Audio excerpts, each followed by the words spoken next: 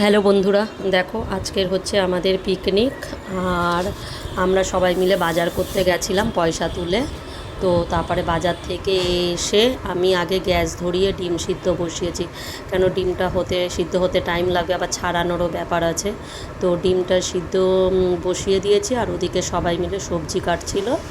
সবজিতে আজকের আমাদের কি রান্না হচ্ছে বলো তো? ফুলকপি দিয়ে আলু দিয়ে ডিমের ঝোল আর কপির ডাঁটার চচ্চড়ি।